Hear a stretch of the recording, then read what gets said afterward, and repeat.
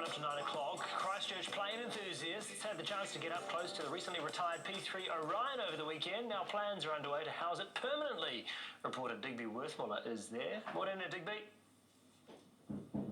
Morning, guys. That's right. We're inside the P-3 Orion this morning, and I'm joined by Brett Marshall, who's the director of the Air Force Museum. Morning, Brett. How are you? Yeah, fantastic, Morena. Thanks for having us on. Yeah, and look, it's been an epic weekend of tours. How many people did you have coming through checking out this retired plane?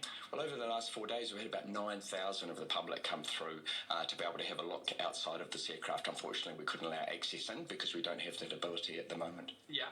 Except we're getting a little bit of an exclusive look right now. And look, the tours are done. They ran from Thursday to Sunday.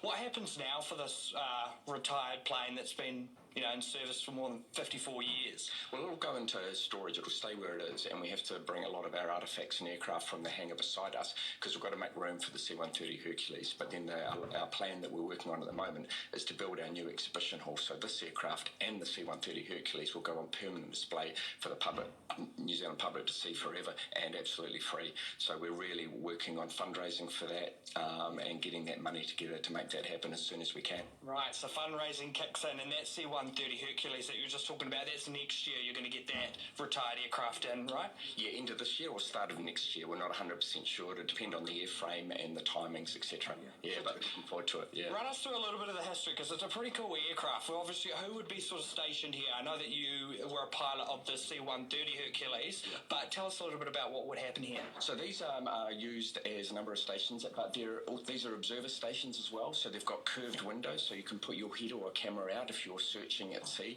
So in addition to the electronics that you would use, to, whether it be find sailors lost at sea, patrolling our exclusive economic zone, etc., you could have people with what we call the Mark 1 eyeball also looking out here and at stations down the back. But you'd have a crew of 11 on board this and a number of radar operators, electronics operators, etc. Right, so and we'll take a little walk back. Jess is going to walk slowly back with us, and we're going to show you a little bit about what's further down the plane, because there's lots of little stations and whatnot. And we've also got tell us quickly a little bit about what this little thing is. This is a pencil sharpener. So this aircraft was built in 1966, came into service in 1967. So it has the original pencil sharpener that came with it. It also has ashtrays, obviously not used, but it doesn't have a flushing toilet. So it's really 1966 vintage. Yeah. All of the electronics have been upgraded, and the wings have been upgraded as well during a project, but it's still the beautiful 1960s airframe that you had, a little bit like a classic sports car. Yeah, wow, that's pretty cool. And so, yeah, I mean, this is going to be here to stay in Christchurch, and people hopefully in the future, once they get that fundraising kicked off, they'll be able to house it in a big hangar for people to come check it out if you missed this weekend. Nice. Just want to press all the little buttons, eh? No. Nice work, David. Thank you. It'd probably take off if you did that.